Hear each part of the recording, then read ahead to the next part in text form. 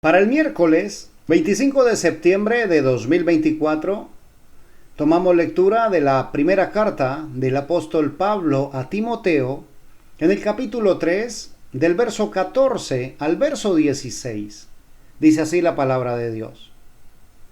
Te escribo, aunque tengo la esperanza de ir pronto a verte, para que si tardo, sepas cómo debes conducirte en la casa de Dios, que es la iglesia del Dios viviente, columna y baluarte de la verdad.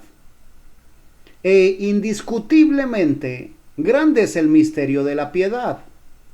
Dios fue manifestado en carne, justificado en el Espíritu, visto de los ángeles, predicado a los gentiles, creído en el mundo, recibido arriba en gloria. Pablo se encontraba en Macedonia y Timoteo en Éfeso cuando se escribió esta carta. Pero el autor realmente es el Espíritu Santo. Y el destinatario, la iglesia del Dios viviente. En este caso, tú y yo.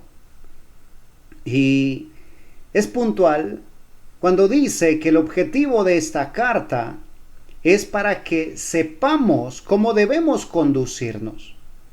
Ahora, no es la casa de Dios las cuatro paredes.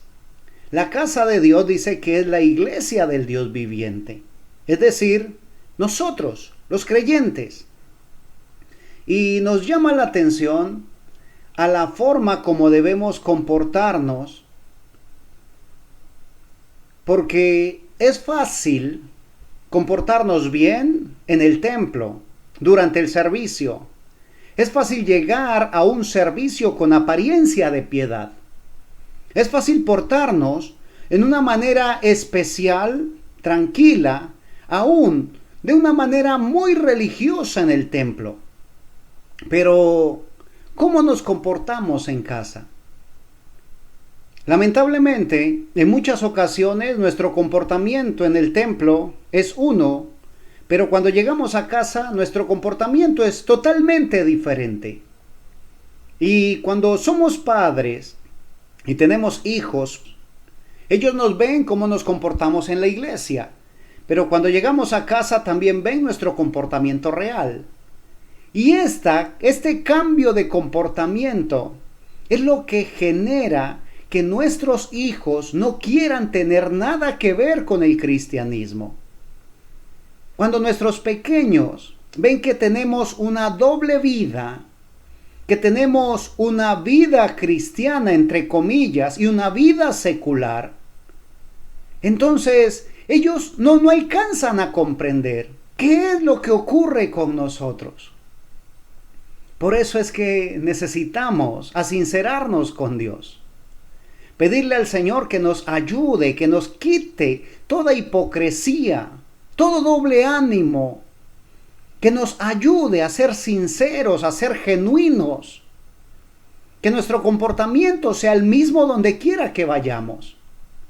Porque a veces pensamos que el templo es tan santo que yo debo de hablar de cierta manera, que aún debo ser pausado para hablar porque estoy en el templo. Pero cuando estoy en casa, las palabras que salen de mi boca posiblemente son terribles, ¿ves? Y eso no es correcto.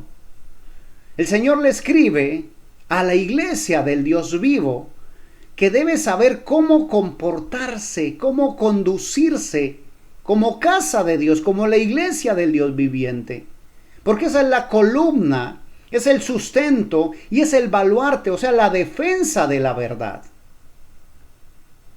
Nosotros deberíamos de vivir de una manera transparente.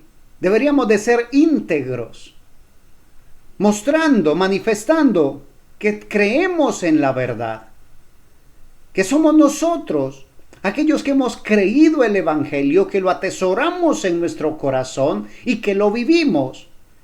Obviamente también que lo predicamos, pero primero lo aceptamos y lo vivimos. Porque En este texto se nos pone en nuestros hombros una responsabilidad muy fuerte. Y es la que debemos reconocer, que en nosotros está la responsabilidad de ser la columna y el baluarte de la verdad. De reconocer que somos la iglesia del Dios viviente. No somos solamente un creyente más, no, somos especiales para Dios. Somos a los que Dios les confió el evangelio, la palabra de verdad, la palabra de vida. Y debemos protegerla. ¿Y cómo la protegemos? Con nuestro testimonio. El verso 16 dice que indiscutiblemente el misterio de la piedad es grande, porque Dios fue manifestado en carne. Dios, el Dios Todopoderoso, se manifestó en Jesús. Al Dios invisible que nadie vio jamás, su Hijo, nuestro Señor Jesús, le dio a conocer. Él es la imagen misma del Dios invisible. Es Dios hecho carne. No es una parte de Dios, es Dios mismo, es la deidad.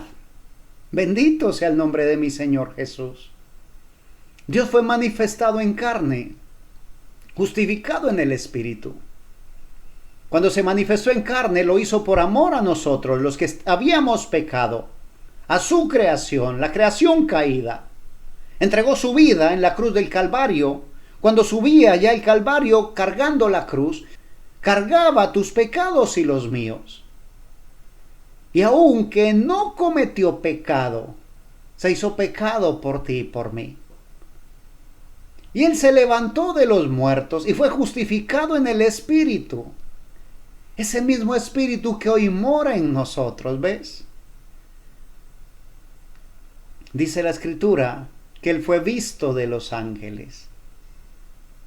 Los ángeles tuvieron que contemplar cómo Dios, el gran yo soy, el eterno, el todopoderoso, Elohim, el autoexistente, se manifestó en carne. Los ángeles se inclinaron ante Él, porque a Él fue dado toda la potestad, todo el poder de lo que hay arriba en los cielos, abajo en la tierra y debajo de la tierra. Y ese mismo Jesús, dice aquí el verso 16, fue predicado a los gentiles. Y es lo que estamos haciendo en este día. Tú y yo, como no judíos, estamos compartiendo el evangelio, cumpliendo así la palabra del Señor. Es decir, hoy se está cumpliendo esta escritura aquí entre nosotros. Fue creído en el mundo. Y por gracia de Dios, aún hay tiempo de creer. Escrito está, si oyereis hoy su voz, no endurezcas tu corazón. Algunos de los que estamos recibiendo esta palabra ya hemos creído y nos estamos manteniendo. Esta palabra nos está fortaleciendo, nos edifica, nos ayuda a madurar. Pero también hay otros que es primera vez que escuchan esta palabra. Algunos posiblemente la oyeron en alguna ocasión y hoy están escuchándola de nuevo, pero aún no han creído. Hoy es su día. Hoy es día de oportunidad, hoy es día de gozo. Hoy es día de recibir en tu corazón a Jesucristo, de aceptar ese sacrificio por ti. Fue creído en el mundo, ¿ves? Y recibido arriba en gloria. Y escrito está, mi Señor Jesús, después de haber sido resucitado y haberse manifestado a muchos durante algunos días, fue recibido arriba en gloria y está sentado a la diestra de la majestad. Y un día volverá por nosotros y nos llamará por nombre. Así que necesitamos estar preparados para ese glorioso día. Que mi Señor Jesucristo continúe bendiciendo tu vida y si nos concede la oportunidad, estaremos aquí compartiendo más de su bendita y eterna palabra. Amén.